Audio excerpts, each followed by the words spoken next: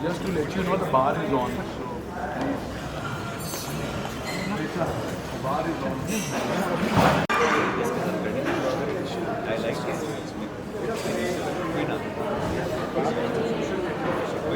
Circular. But that is but then once sonata completed, it needs to charms around because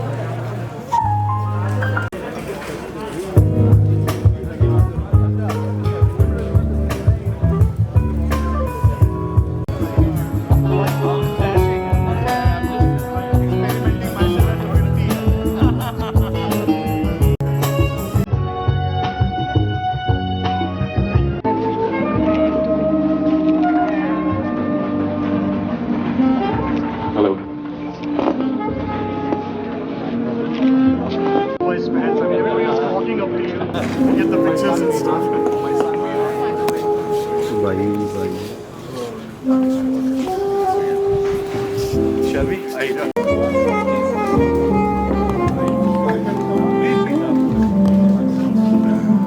Good evening, ladies and gentlemen. Good evening once again. Good evening, ladies and gentlemen. A very warm welcome. Welcome to Vishal's 60th. Vishal, I think the first day of the day is to wish Vishal a very happy 50th birthday. I think 50, let's give him a big round of applause for his 50th birthday. Big round of applause for his 50th birthday. You know, 50 is a very special birthday in the life of a man. I have never crossed 50.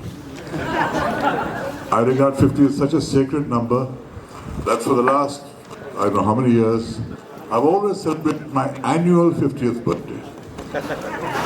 So for more than 20 years, it's been my annual 50th birthday because I don't want to cross 50. So that's my secret, that's my tip to Vishal. Never cross 50. Never cross 50. Thank you, sir. And I'm very happy birthday to you. Is the sound okay? Are you hearing me? It's going in and out at times. Just want to say that it's wonderful coming to Jaipur because it's a city which is a very historic city.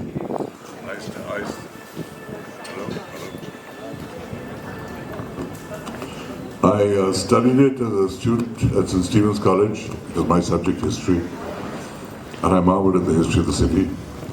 I had the honor of knowing the great, elegant and regal Gayatri Devi ji, and also read her autobiography, which is wonderful. Great insight into her life and the life of and the history of Jaipur. I also came regularly to the Jaipur Literary Festival, indeed conducted many events, and even the DSC Prize for Literature was awarded in functions that were conducted by me, which is the richest prize for fiction in South Asia. and the Jaipur Literary Festival world. And it was really a great joy to come year after year to attend it. So I feel very warm and wonderful coming to Jaipur. And especially warm and wonderful coming to launch my book, Stories I Must Tell, which is the story of my life at one level, but it's also the emotional journey of a Delhi boy that went on to become an international star, and all the dilemmas, dramas and decisions that have been made along the way, and many of the triumphs and tragedies that illumined and scarred my life. It's called Stories I Must Tell because it's full of so many stories ranging from Bollywood to Hollywood to Europe, to relationships, to people I've known, to extraordinary parents I had. It's many, many things. I think a lot of people gain things in their lives from reading about my life. And that is one of the intentions, that you may enjoy the glories that I had, but also learn from the mistakes that I made, and which I have not hesitated to talk about, which is why people say it's such an honest book, because I have shared things that people like to keep secret. And it has been a great catharsis for me to write this book, a great coming to terms with my own life. And I would like very much for people to read it and share of my life, and also get insights into their own life. So, at Jaipur, which I've attended so many literary festivals, for me to launch my book is a very special occasion, and on Vishal's birthday makes it even more special. So thank you all for coming and gracing this occasion. Mr. Bedi, just before I begin the conversation, I would once again like to compliment Vishal on his 50th birthday. Vishal, let me tell you, met me 2 years ago when he came to Jaipur from Singapore. He was very keen to start a Polo Memorial Cup in the name of his grandfather. And in 2 years, he's done such magnificent events in the city that he is now known by everyone in Jaipur. And we must give him a big hand for that. Let me also tell you that he's a great book lover. In the city of the mother of literature festivals, Jaipur Lit Fest, he is adding another dimension to the book events. Just I think 2 or 3 weeks ago, he had my schoolmate Veer Sangvi in Jaipur for his book event. And now we have Mr. Bedi, sir. Thank you, sir. And we must compliment Vishal's sort of intermingling his personal party with the book event, which is a great thing, I think. Thank you for that, greatly. Thank you. Ago, that there was a session on James Bond, and you walked in the middle, if Right. you recall. And I recall that the moderator saw Mr. Bedi coming in, and he stopped the session, and he said, "Here comes an actor from Octopussy. This welcoming," and there was a thunderous applause. You recall it? Right. I'm very proud of the fact that I was the first Indian actor to play a major role in a Bond film, and to be shooting in Rajasthan at that time, or in fact, was a very special high for me. That I'm an Indian actor shooting a Bond film, and here I am in India, surrounded by the beauty of Rajasthan. It felt like I was in a dream. It was one of the high points of my life. Sir, do you have a tinge of regret that you were going to lead the magnificent Far Pavilion's procession in Jaipur as an actor? Because of your shooting schedule, you couldn't make it, and an actor of the caliber of Umar Sharif replaced you. Do you have that tinge of regret? Well, obviously, I was shooting the James Bond film, and I was scheduled to be in the Far Pavilions. This is Kabir, I love you, I want you in the role, but I can't. For the last 2 months, horses, elephants, all kinds of armed tribes are coming to Jaipur on that day for the world press to see this procession, and you're supposed to lead this procession. How can I shoot around you?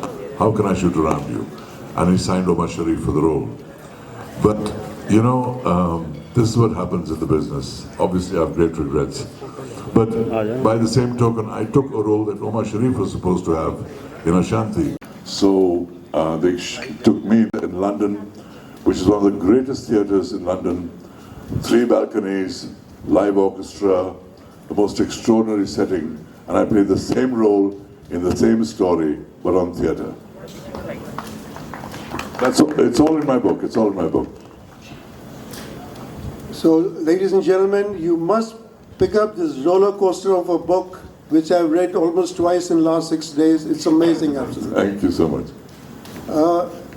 So you also, just before I get to other questions, still hanging around with Jaipur, that when you met Prince Shah. That's right, that's right. One of the perks of being in a Bond film, there are many perks of being in a Bond film. You get a worldwide following, you get sent on tours of various countries to promote the film, but the biggest perk for me was meeting Prince Charles and Princess Diana at the premiere of Octopussy in the Leicester Theatre in Leicester Square in London. And when I shook his hand, he said, "Where are you from?" I said, "I'm from India, sir. I'm an Indian actor." He said, "Oh, I have very fond memories of Jaipur." And it was lovely to hear that. And the conversation couldn't be continued because Princess Diana walked up to me and started talking. And that was the end of that conversation. But let's leave it at that. Read my book and know the rest.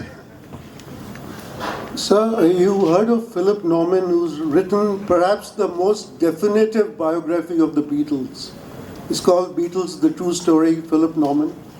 I've heard of it, I haven't read the book. So now, Philip Norman, when he wrote his biography in 1981, though he had met the Beatles earlier, when he had done a magazine article, he's a kind of a specialist on the Beatles. But after the Beatles split, Philip Norman was writing a biography. His publisher asked him, he had written 3 novels, can you do a piece for us on, can you do a book on non-fiction book? He said, there are only 3 topics I can write on: Jesus Christ, assassination of Kennedy, or the Beatles. So he said, all right, write on Beatles, even though there are a lot of publications and documentaries on them. So the intensive research, Philip Norman incidentally was here in the Jaipur List Fest 3 years ago. I met him in the Authors Lounge, and the intense research that he did in meeting all the primary and secondary sources Beatles must have met. He went to all the cities where Beatles must have gone. He spent almost a year in Liverpool, but he could not meet Beatles. He kept trying very hard. After the split, Paul's PRO, the press guy, he used a stronger term, I'm using a milder term. He said, get lost. When he said, I want to meet just half an hour. Through Yoko, he almost got an interview with John Lennon, but again, just before the interview was due, John got assassinated. My context of giving you this story, ladies and gentlemen, is that one of the most prominent biographers of Beatles could not meet Beatles, but Kabir Bedi did. At the age of 21, ladies and gentlemen, representing all in Hotel Oberoi, and he managed saying that he represents the government, the All India Radio, and if you don't give me this interview in the evening, sir, half an hour with the Beatles in flesh and blood in the room. Please tell us about it. That was one of the high points of my life, because when I was in college, and as Jagdeep just said, I persuaded the manager to let me have this interview by basically saying the Beatles would get in a lot of trouble if they didn't. I was of course the Beatles' biggest fan, but it wasn't just because they were great musicians. They represented the whole age. I mean, what was it like to be alive in the 1960s? A time of social, cultural, sexual revolutions, the age of the hippies, peace protesters, psychedelic clothes, the invention of the pill which gave people sexual freedom. It was a whole new age that was dawning, and we want to be part of that age here in India. At least me, my friends, and many in the urban colleges of India. And even when I went to Bombay and joined advertising, we were the bohemians of Bollywood and Bombay at the time because of the influence of people like the Beatles.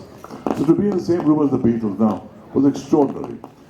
And I must say, I won't get into what I discussed with the Beatles because that's in my book, but I think you find it fascinating. But I did question John Lennon about drugs, about the use of drugs and LSD, etc. And what he said you'll have to find out in the book, but it was the aftermath of that interview and the way All India Radio treated that interview that forced me to rethink my life and set up for Bombay with 700 rupees in my pocket. So that's the opening chapter of my book, actually. So you just spoke about, your half an hour with people. You asked very smart questions. You asked Ringo Starr about Pete Best and the Rubber Soul and the new Revolver, the innovative music. Right. So 8 or 9 years together, only 8 or 9 years together. Do you think that there has ever been a rock band which has evolved and innovated so much in just 8 years? I don't think any rock band evolved as far as the Beatles did, starting with melodies like I Want to Hold Your Hand to the Abbey Road. All those were the classics at the beginning, but what they eventually did in albums like Sgt. Pepper's Lonely Hearts Club Band, and the distance they traveled and the dimensions their music took over, almost spiritual dimensions they took over, and the melodies they created, the orchestration they created, the sounds they created was entirely new before. So it was, I think, one of the most innovative bands in history. And this was the age not just of the Beatles, but of the Rolling Stones, of the Pink Floyd, of Bob Dylan, of Joan Baez, of Simon and Garfunkel. There was a whole new sound in the air, and we sensed that the world was changing and would never be the same again. That was the excitement of being in the same room as the Beatles and talking not only to my musical idols, but my socio-cultural idols as well, because they represented the most exciting decade to be alive in the 20th century. It was the golden age of the rock music with so many bands coming. And before I move on from Beatles, I just want to say you had a friend of yours who knew a lot about Beatles trivia. And he also told you that I know they are on drugs. Right. And he could say that you can make out from the band sang or played the music that they were on drugs. How was that? He was a stoner himself, He was they do, as sure as hell they smoke, man. LSD too, you can hear it in their music. Whether they did at that time LSD or not, I don't know, but certainly they did later, and it certainly showed in their music. But pot and grass, I'm sure they freely partook of and never denied it. And if they denied it with a wink. So you leave with $700 in your pocket from Delhi to Mumbai, and you have mixed feelings about the city you're leaving behind, your parents, the monuments. You even talk about your sister leaving behind. And you also talk about a fun cousin, Malalal. Is she Arun Lal's sister? That's right, she's Arun Lal's sister. Arun was my roommate. Okay, yes. So you're talking about that, and then you reach Mumbai, and suddenly we find you in one of the most, one of the prestigious ad agencies, Lintas, just because you had a recommendation letter. So there is no description of your struggle in Mumbai where people sleep on the beaches and spend night. You just got a job there when you went? Well, basically what happened was some very bad news in All India Radio. A friend of mine who said they've never sent you for the scholarship you asked for and all that. When I was leaving, he said, meet a good friend of mine, he works in advertising. And I came to Bombay and I stayed for a few days at the home of Vivek Adarkar, who was... And I went to meet the creative director of Lintas, who was Jason DeCuna. And he liked me immediately. And he said, yes, we have a spot in the film department. And I thought, that's great. because I came to Bombay not to be an actor. I never fancied myself as an actor professionally. I'd acted in school, at Sherwood, I'd acted in college at St. Stephen's, but I didn't fancy myself as becoming an actor professionally. I never thought of it. All the options I thought of after my crisis at All India Radio did not include being an actor. It included foreign service, administrative service, journalist, tourist guide, join companies. It never involved acting. But I decided to become a filmmaker, and that's why I came to Bombay. So making ad films was my way of learning the craft. So I really didn't struggle in that sense, because first I had a roof over my head for a few days, and secondly because of an introduction I got, and the kind of work I'd done in television in Delhi gave me the qualifications to join advertising. And there weren't any film schools those days. So the fact that I had done some film work at television qualified me very well in Lintas. And I spent 5 years in the corporate world. I was for 2 years at Lintas with Alec Padamsi, the theatre guru, as my boss, Justin Kunat. Then I went to Ogilvy and Mather for 3 years, where there were other advertising groups like Frank Simoes, before he started his agency, Ranjan Kapoor, who eventually became the head of O&M, Suresh Malik, who was famous for creating that song, Mile Sur Hamara Tumhara. Wonderful people who were my colleagues that went on to head advertising agencies and companies. And that was one of the big decisions for me. Leaving the security of advertising, where I was doing so well in such wonderful agencies, leaving all that to join the insecurity of Bollywood. And my book is also full of decisions that I've had to make like this in various times of my life, very dangerous decisions, very foolhardy decisions at times. But I made those decisions, and that's one of the things that you will discover in my book, how to keep moving forward and how to take those decisions and how to listen to your heart and follow that to evolve, because I believe evolution is the point of human existence, and whatever helps you evolve is the direction you should go in. Sometimes it's very risky, but at the end, it can be very satisfying and fulfilling. So that's what got me out of advertising and into Bollywood. But there's much more. But theatre I began certainly with my great good fortunes with my immediate boss was Alec Padamsi, who was the guru of Bombay theatre, and he cast me in Tughlaq, which is Girish Karnad's first great play in English. And I played Tughlaq, and that made me famous all across Bombay. And that attracted the film industry. And so I got into Bollywood, which is the beginning of my career as a professional actor, which then led to all kinds of other things, including great success in Europe. So talking more about theatre, you had this great success with, you say, Girish Karnad's most famous play, Tughlaq, which you got an opportunity because you were reporting to Alec Padamsi, and you got this idea. Then you later did Vultures and a couple of other plays. And Othello. I played Othello for him also. Othello also, right. Where you met Nikki. Where I met Nikki. Yeah. So my point, sir, is that what is the difference between acting in theatre and films? And a lot of people say that theatre is so much more creatively satisfying, but not paying enough. You know. That's true. That's true. It's not broken up into little takes. It's you and the audience and a non-stop performance, and you feel the pulse of the audience. And there's a dialogue going on while you're performing, a silent dialogue with an audience. And you know when you've touched them, moved them. And it's a great experience that neither television nor film give you, that wonderful, warm, human interaction while you're performing. Because when you're performing in film, often you're not performing in front of a respectful audience. There are people in the background shouting at each other, there's dogs barking, there's horns honking, there's people looking in different directions or looking at you with their mouths open. You have to cut out all those distractions and learn how to focus on the shot before you. So it's a very different process creatively. And certainly very different techniques are needed to succeed. I always compare it more like theatre, more like a painting. You know, you first draw in the broad brush strokes, then you add in the details, then you sort of flesh out the whole picture, and you have a complete performance, and you have a period of rehearsal to perfect that. Whereas film is really like like painting pieces of a jigsaw puzzle, one by one, and not necessarily in the same order.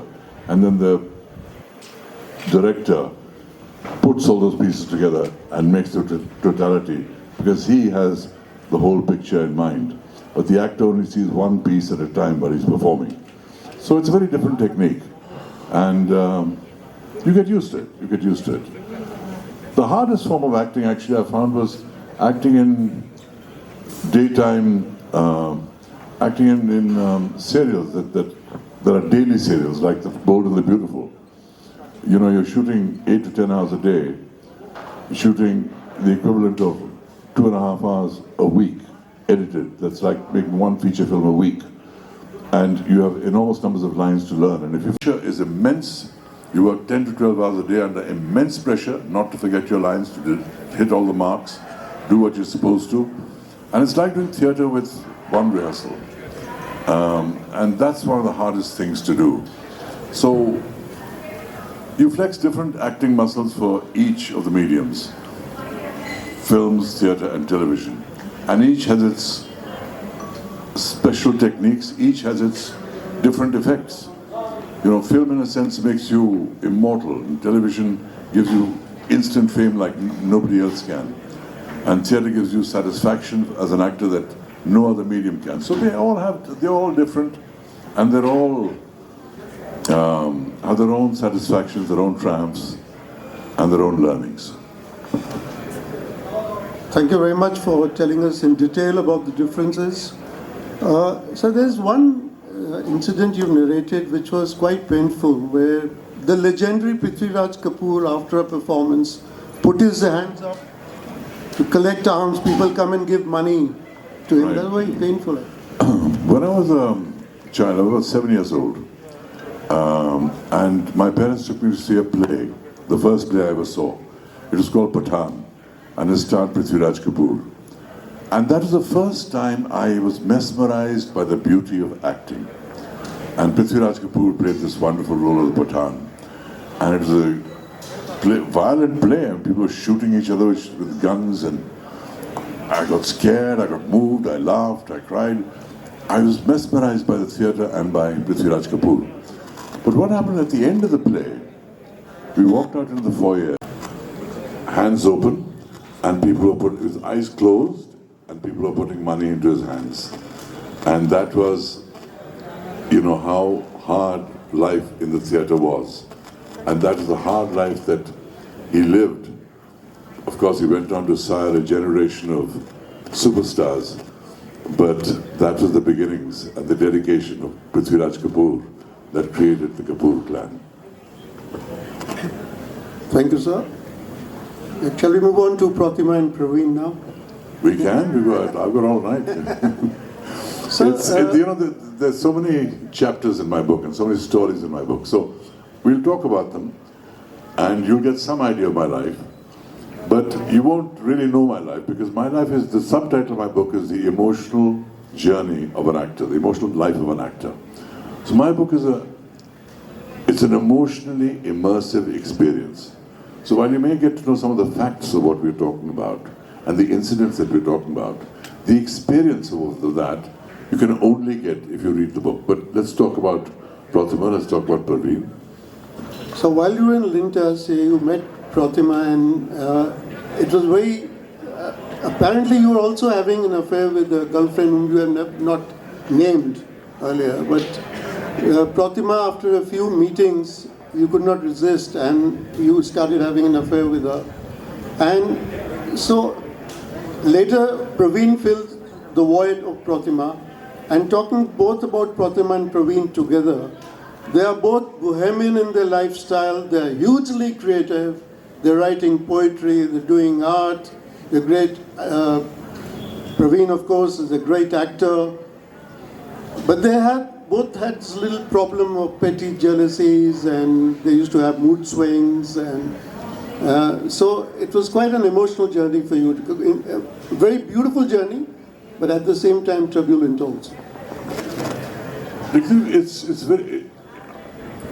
My chapters on Pratima and Praveen are separate, because they are really separate women and separate stories. there was a slight overlap in the end of my relationship with Pratima and the beginning of my relationship with Parveen. There was very small overlap. But really there were two very different personalities. Pratima was a vibrant force of nature. She had amazing creativity, amazing joy, and she was, like a force of nature, untamable, uncontrollable. She was just an extraordinarily free-willed, free-spirited person. I can't go into all the details, but what I will say is that what began as a normal marriage with Pratima evolved into an open marriage. And how that happens in a marriage, that people go from a regular marriage to an open marriage, that I've explored. What it is like to live in an open marriage, what happens in an open marriage, what are the consequences of an open marriage, I've explored in my book. So those things are certainly, but I always had a relationship with Pratima right to the end of her life. And we, even after the divorce, well, there's always the pain of divorce, but after that we remained friends. And there was this wonderful bond between us, almost like yars, that continued over decades, even though we were separated by continents. But we had children together, two beautiful children, Pooja and Siddharth.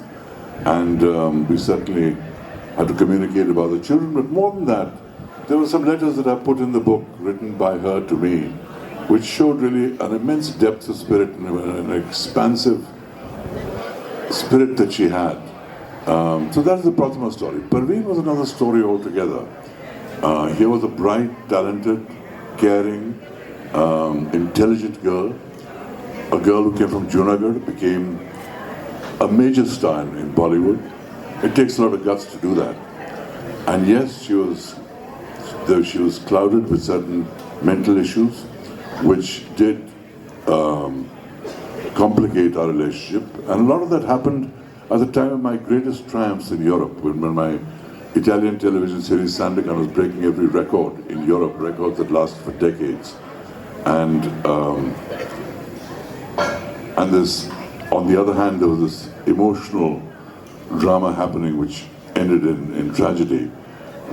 So it's a very powerful drama that actually I've written about, because there's both these strands that run through the chapter on Parveen. But they were very different women, and each had their glories, each had their problems. And I must say, the reason I've been able to write about them so frankly is because I've written about myself with equal frankness. I've talked about my weaknesses, my frailties, my mistakes. And if I do that, then I have the freedom to write about others. So hopefully, it becomes something that's interesting for you to read, entertaining for you to read, thrilling for you to read, because it's a story of things that actually happened on my journey to me. And it's something I wanted to share, because books have been written on Pratima, books have been written on Parveen. I need to tell my story, I need to tell my truth.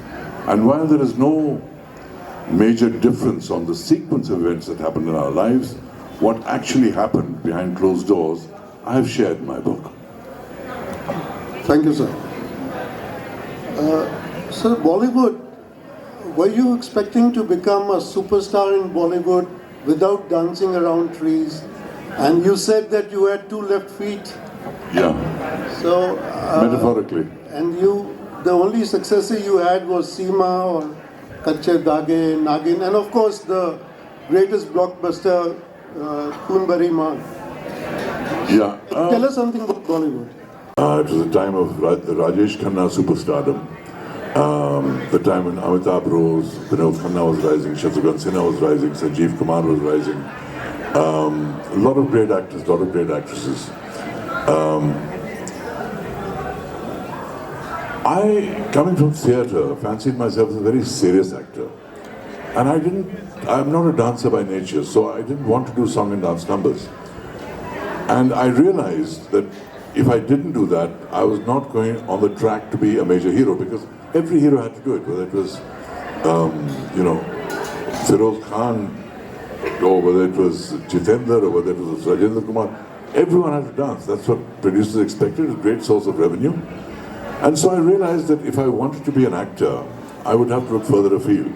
And that opportunity came when the Italians came into town. So my limitation in song and dance. Although I must say one thing, I thoroughly enjoy watching song and dance. I think nobody in the world does it better. We have the best dancers, the best choreographers, the best lyricists, and the best dance numbers anywhere in the world, Broadway and Hollywood combined. We do the best song and dance numbers. I love watching them, I just can't do them.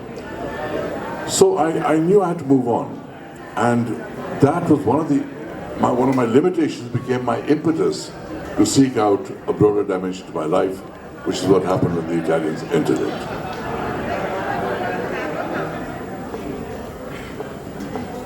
And let's talk about one of the greatest highs of your life, Sandokan. So how did you get this role, and finally when it was made, tell us something about how it was made, and when finally you reached there, the Sandokan mania in Italy was nothing less than Beatles mania the world over.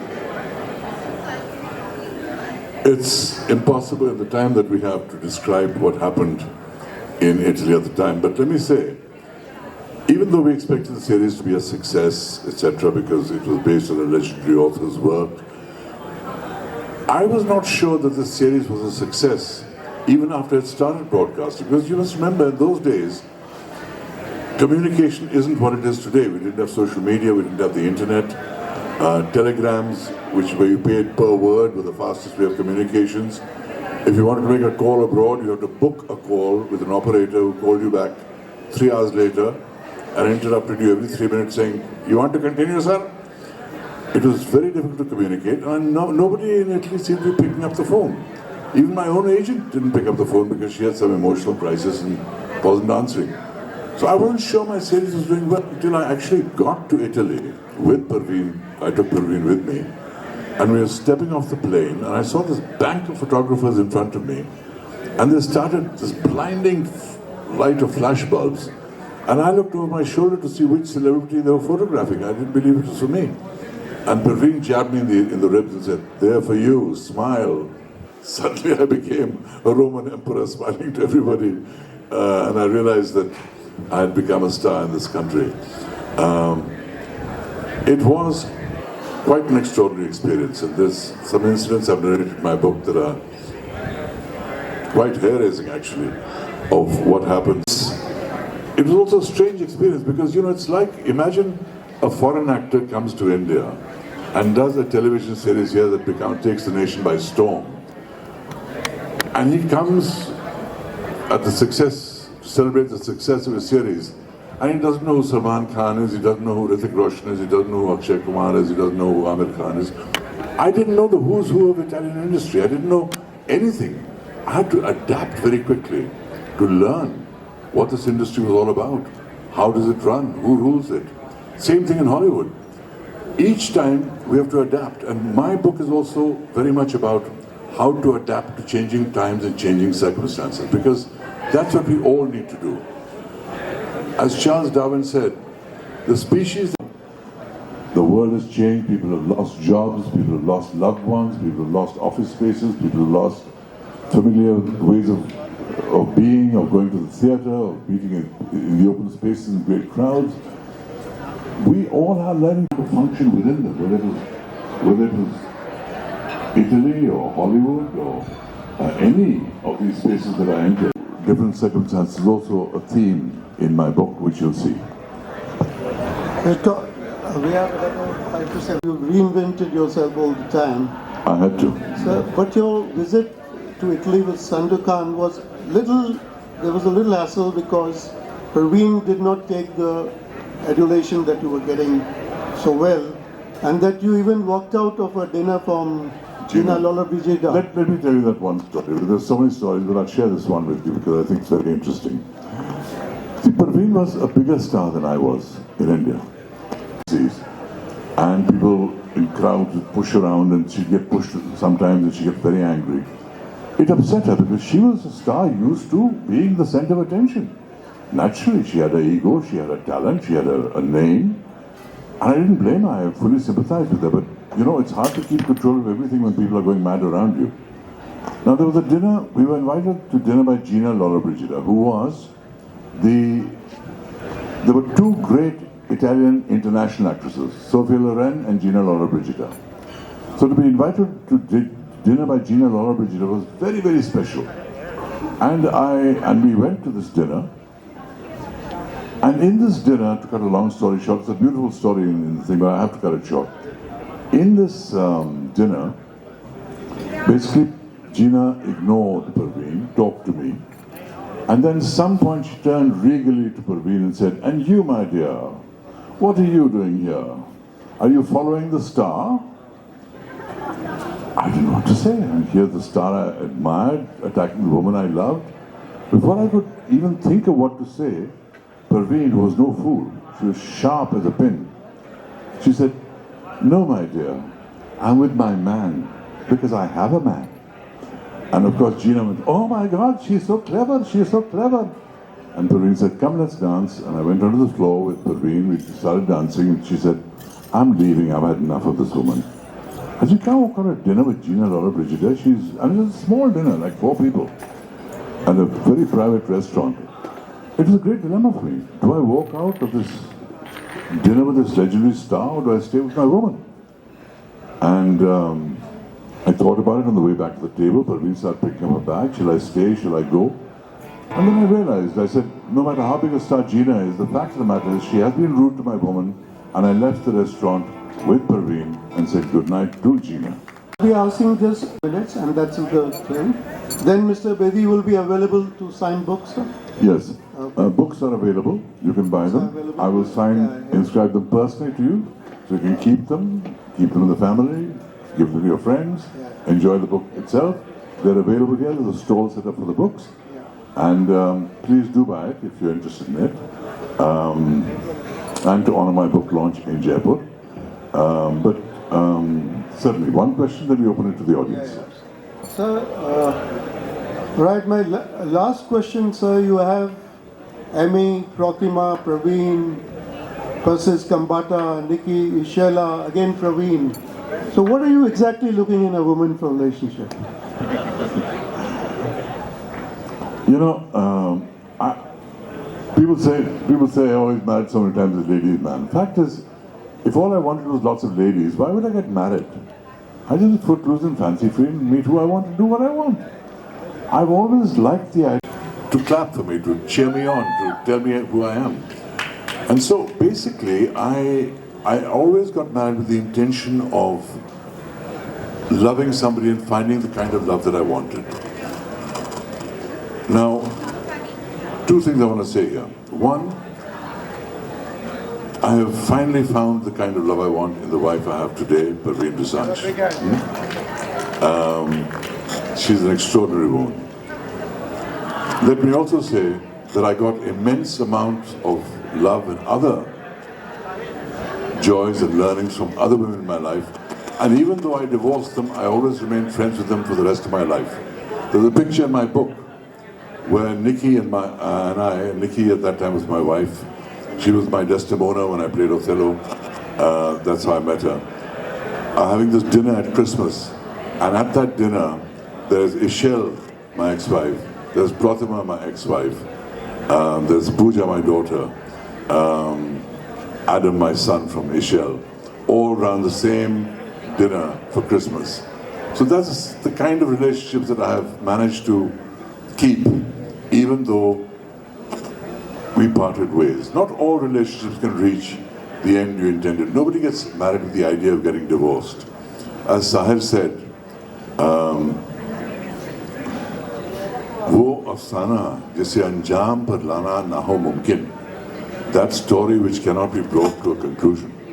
वो अफसाना जिसे अंजाम पर लाना ना हो मुमकिन, उसे एक खूबसूरत मोड़ पर छोड़ देना बेहतर. And I found that खूबसूरत मोड़ in all my marriages when it had to end, which is why I remain friends with my ex-wives. This is an achievement I'm proud of, because it's not very common. And how to do that you'll learn from my book. Mr. Bedi's book also has a lot of quotes. You know, whether you quoted John Lennon, Bob Dylan, you quoted Mark Twain, you also end by, I think, John Dryden. So all of you must get a copy. We'll take a couple of questions, if any, for Mr. Bedi. I open it to the House. Any questions, don't be shy, because the first people are always shy. In the end, people who want to ask questions get left out, because time ends. Okay, the lady who just... Thank you for being the... I'm a neurosurgeon from Delhi. Okay. And when Vishal said that he's having you over, I said, work comes next. It will be Kabir Bedi's book launch I'm going to be at. Thank I you. don't know if you're aware that you have a very good voice, and I'm sure most women find that really sexy. Thank you for saying So that. my I next do make a question living out of is- it also, but it's nice Yes, to know. that was my question. Why don't you do more talk shows and, like Amitabh Bachchan has used his voice to his advantage. Right. He's had a major comeback. Right. No, I do lots of voice work. I do commercials, I do documentaries, I do sonorias, I do comedy to film. There's lots of documentary work that I do. And because the audiobook's not ready, but a gift you get from your parents and from the universe. I have worked to develop it. It has been a very powerful part of my abilities as an actor, and I'm most grateful to have inherited it.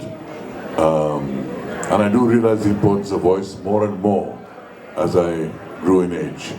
In fact, in the early years, I didn't use my voice that much, but I've learned to use it. Thank you for the question. Thanks. Uva Sharma. I'm from Jaipur.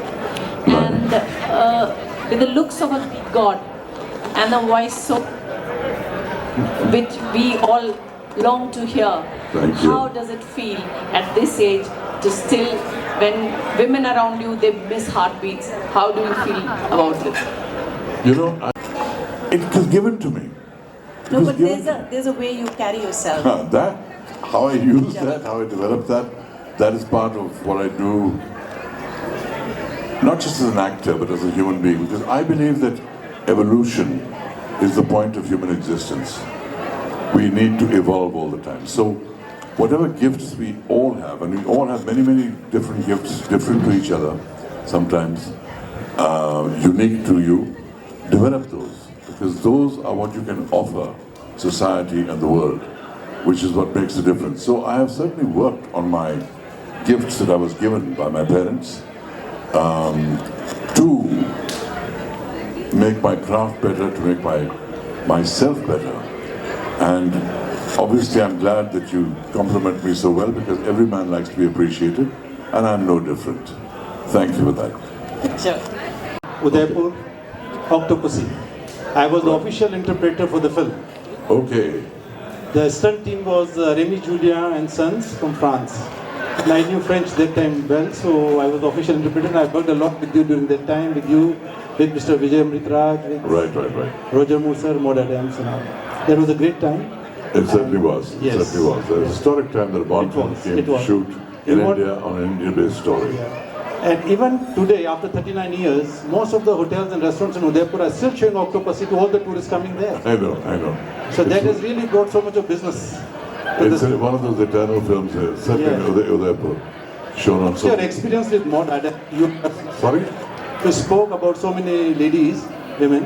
How was your experience with Maud Adams? Maud Adams is a great lady. Sent off to Japan, and I was sent off to South Africa. So you get to see a lot of the world when you do a Bond film. And you know, the Bond films is the longest running film franchise in history. And it has hundreds of millions of fans around the world. So when any actor does a role of any importance in a Bond film, you develop these hundreds of millions of people that develop an interest in you. And they have conventions, they have meetings, they have exhibitions, they call you to different things. You know, millions of people write to you wanting your autographs. And it's a whole different feeling to be part of a Bond film. It's being part of another culture altogether. And it's my great honor to be part of that. But you know, the Hollywood years also is, including my years in the Bold and Beautiful, were very eventful. And all the things that happened there. And towards the end, the difficulties I faced there and how I resurrected my career from there. All that's in my book, because we have no more time to discuss it. But the book is there for you to discover, and I hope you enjoy the immersive experience of sharing my life with me, which I've done with great joy, great pain also, remembering many things. But it had to be done, it was cathartic for me, and I hope it'll be exciting and revelatory for you as well. Thank you very much. Thank you so much. Oh, you're... You. Yes, And we were together in London when you launched my book. that's right. And I remember it so well. And then also we talked about Rajasthan. Right. And my question now today is, you did Tughlaq. You love history. Which is the other character in Indian history that you will like to play at this age with this great voice, and of course whatever the others are saying, that is quote unquote. So which is that character you would like to play? Let me also mention another great character in history that I have played. Is shown in the theatre at the Luminato Theatre Festival in Toronto, North America. It was a spectacular production, almost without pause, 1 2-minute break, speaking most of the time. Around me, everything changed. The sets changed, the actors changed, dancers came and went. I talked about history.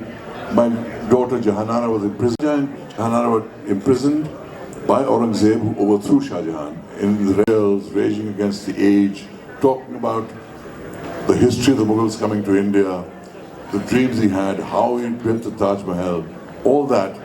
Everything changes around me, except me. And even I change, because when I'm the old man imprisoned in the fort, he's old, his body is different, his voice is different, his talk is differently, he laments differently, he rages differently. And then when he talks about earlier times in his life, even though he has white hair and looks, but by the body language you know that he is the young man who remembers the glory of marrying Mumtaz, the glory of building a whole new empire. And you sense that in his voice, mannerism, posture, everything. So that was one of the great theatrical experiences when I played Shah Jahan there. In Pushkar, I played Abraham for a series that was made by a Kerala company called Bible Ki Kahaniyan. And so I played another great historical character. Which other character I would like to play, I don't know, because there are so many I could play. But as you know, as actors, we are dependent on other people coming to us and saying, we want you to play this. It's not me saying, you know, I would like to play Khan Abdul Ghaffar Khan and tomorrow somebody gives me that role. Roles have to come to you. You can't actually will them to come to you. I still work in Europe, I still work in Hollywood. My career goes on, and hopefully even more great roles will come my way. I always say the best is yet to come. Thank you. Thank you. Any more questions?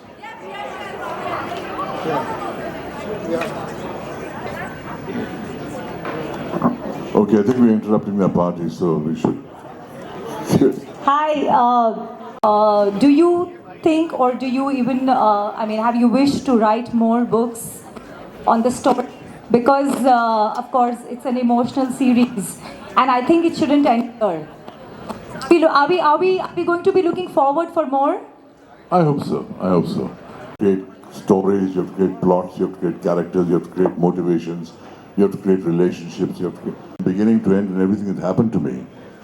That could be more than a 1,000-page book, and nobody reads 1,000-page books. So I had to distill the essence of my life into this book. But in the process, while the truth of the graph of my life is true, and stories are told in great depth, those stories that I choose to tell, there are many stories that are sort of what I call peripheral stories or side stories, but equally interesting, which I have not been able to tell. So if enough people like my book, if enough people want to know more about me, I certainly will write another book, and there'll be more stories I must tell. Yeah, there's another one. Thank you. Apra, you want to ask? Hi, my name is Interview with the Beatles. Right. But I'd like to know what happened after that. So you brought the interview to India, and I believe there is a story.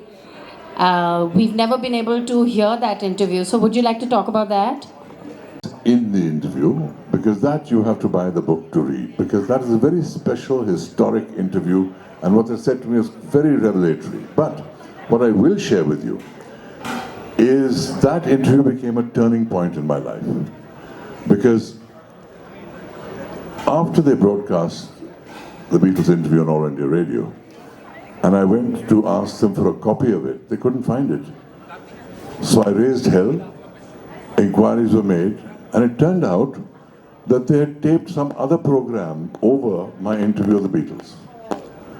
And this was because in those days, All India Radio was so badly funded that they always reused tapes, or the spools, spools.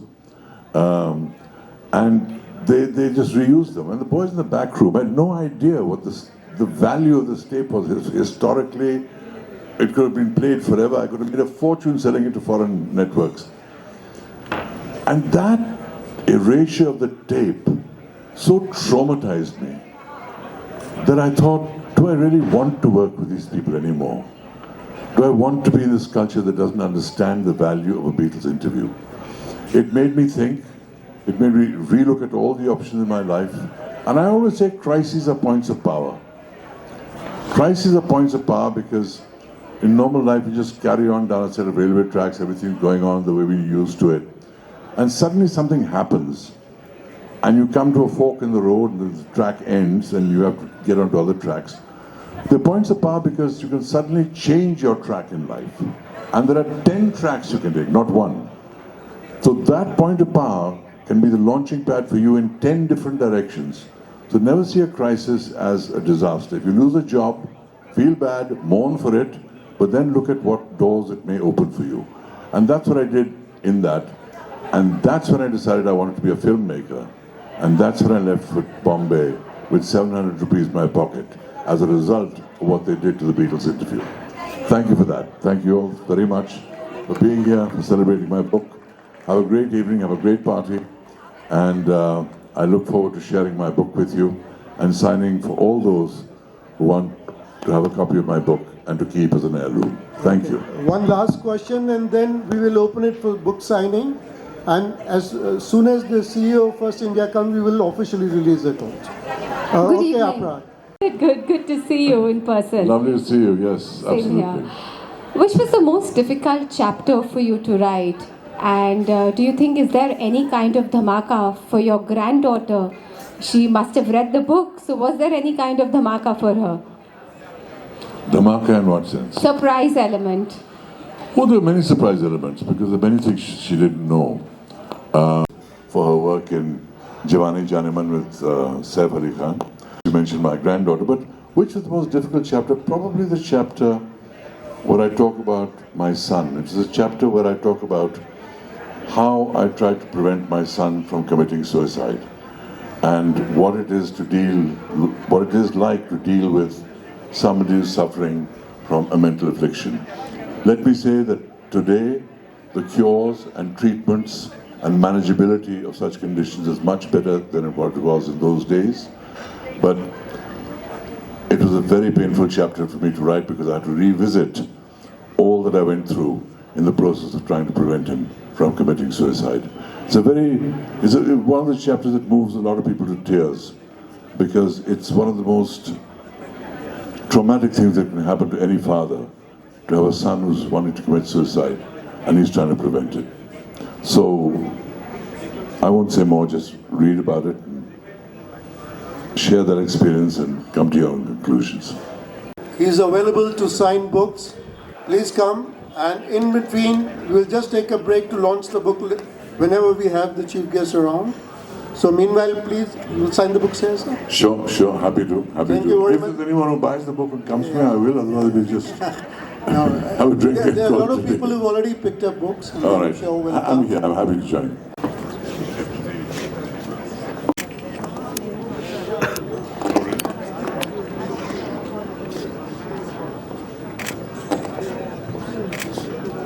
TRIP.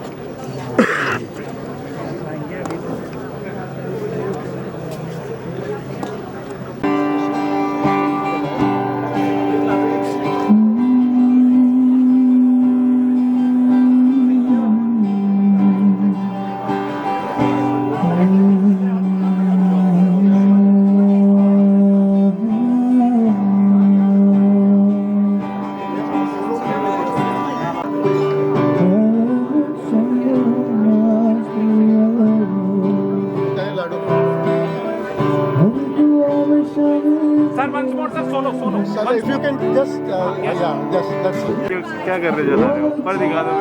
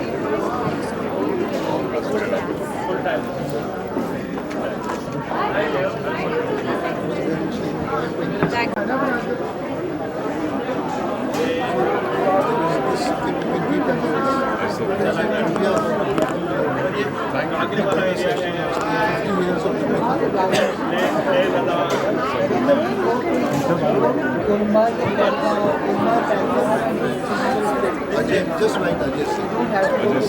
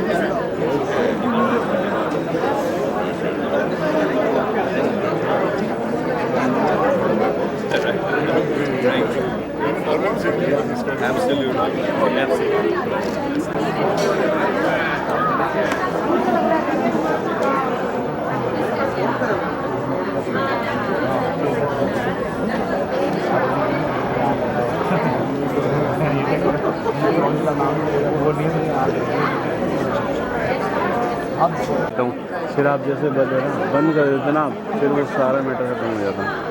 मैं क्या traditional में हूँ भाई मैं।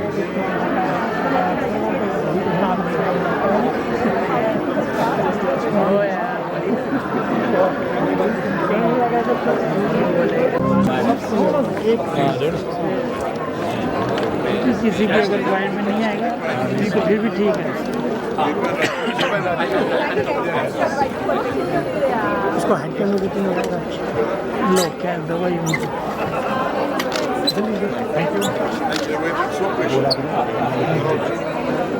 Cannon की battery निकाली हुई रखी है क्या कोई? तो मेरे बैग में हमने में बहुत कम लग गया था कैनन की बैटरी देना यार एक बार। यस कैमरे की देखो ना आपके कैमरे की आपको सफाई की तो यही दे दो यार भैया बैटरी लगे मेरे बैग में बैटरी बहुत परेशानी हो रही है। अब चल रहा है कहिए thank you. Just a silence please. चलेगी नहीं just 5 minutes. Okay, a little silence please for 5 minutes when I'm questioned by this very eminent figure. No individual is like the other. And when a man and a woman get together, if two individuals get together, nobody knows what happens between those two individuals really.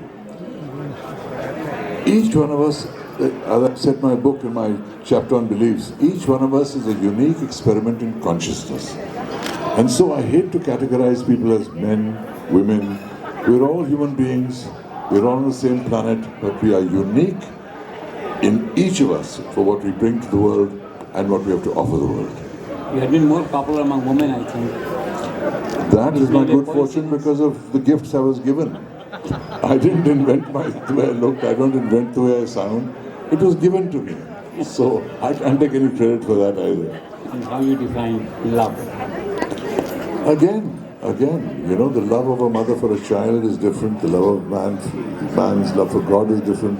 The love of man's love for woman is different. And within that, there are so many shades of love between men and women. One of the most moving chapters in my book is a chapter I've written on my parents.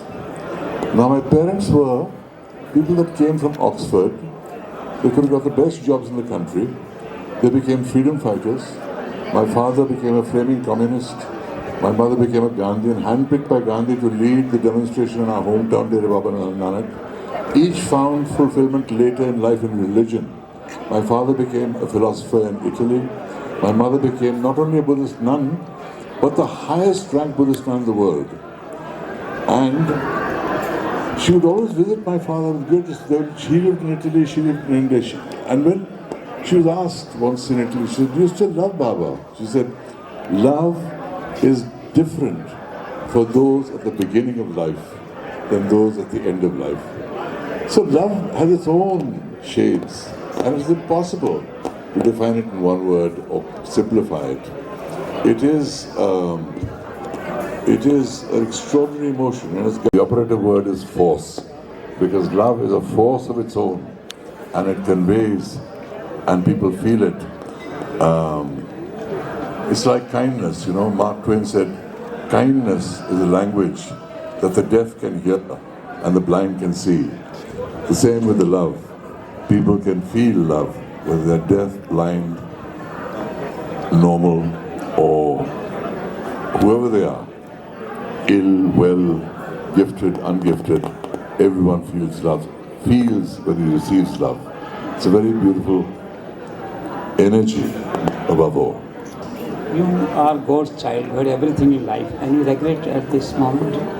You had been God's child, had everything in life. Any regret at this moment? So if you read my book, you will see that I had a lot of adversity in my life as well, apart from my successes. For all the triumphs I've had equally deep tragedies. For all the great loves I had equally great losses. That's part of my story. Of course, everyone has regrets. But I believe that it's important when you do something that you regret, to mourn that you regret. There's a time for mourning and repenting for that mistake that you made, but then you must move on. You have to look beyond, you have to look at the future, you have to look at hope rather than live in regret, because regret saps your life and hope gives you energy. Thank you so much. Super. Thank you. You are a genius. Thank you so much.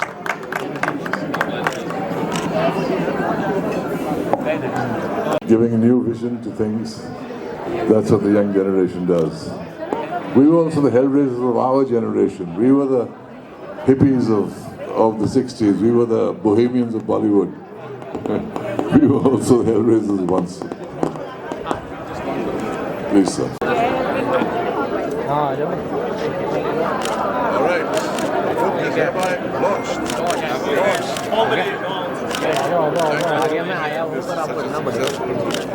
Launch in Jaipur of the biggest literary festival in the world, the best.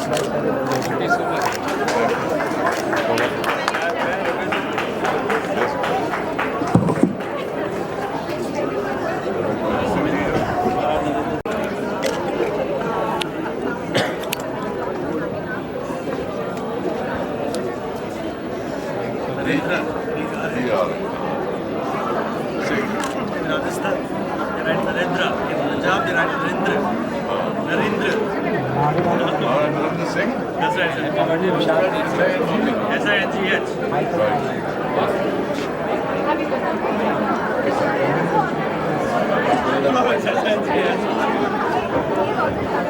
Hello. And happy birthday, Vishal. Your birthday is being celebrated with a living legend. Best of luck. I was telling Vishal he's about 15. Yes. But he just gave me the secret of what was I now in the beginning of the conversation, he said Vishal got to cross 50. He is a living legend. That was a very kind. Thank you so much. Very kind. Take it easy and will get last one sign. Any other books to be signed? First to Mr. Chandra. Okay. Any other books to be signed?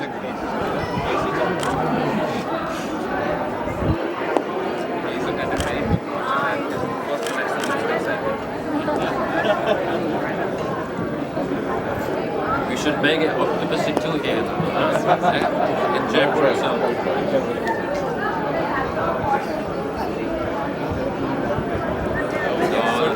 This is your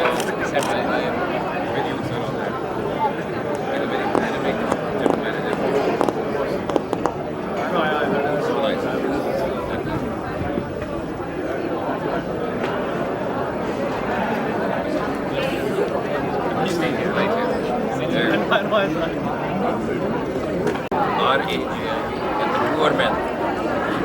Double O-R. only following Vishal's footsteps on my return.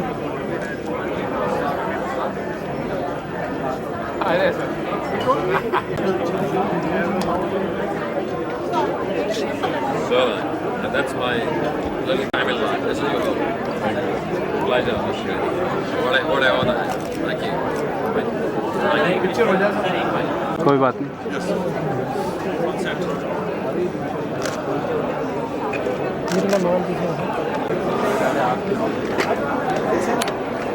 मेरे पास जब वो आएगा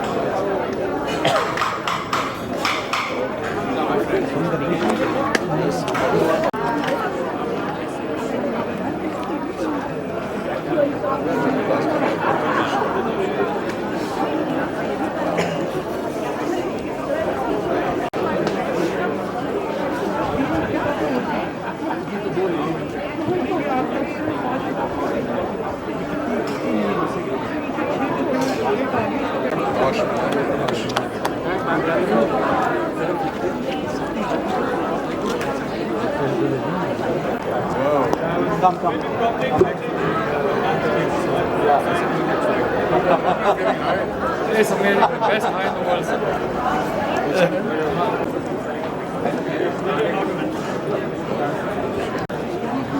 Many young boys fly up there. Show us how to do it. Keep showing the world.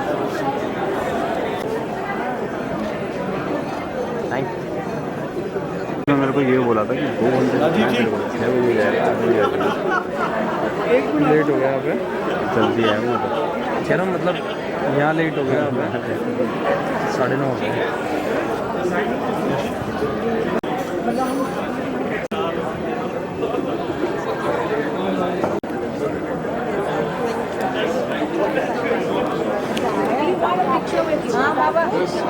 आप बैठो मैं I'll get him here. Up you sit in the book. Sit there.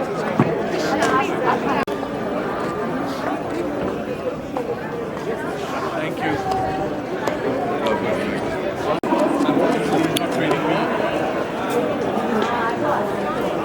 इधर ध्यान दे light पे. Thank you.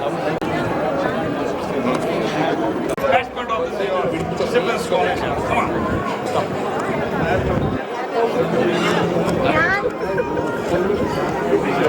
Please, Ishan, Swati already here. One more picture. And thank you. Thank you so much. Thank you. I meet she's one of my friends. She's a big fan. She's in Hyderabad. She couldn't come. Double A. Yeah, double. I was special requesting you have to get me a book.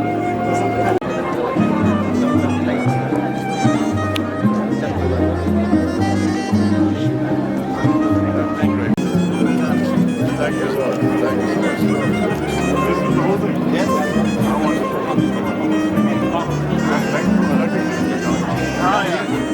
Ajay Pradhan. I've been in touch with you on the... That's right. You're the one who was at Hi, Vishal. It's my 50th birthday. Yeah, please come. Yes, sure. आ जाओ आ जाओ नहीं हम नहीं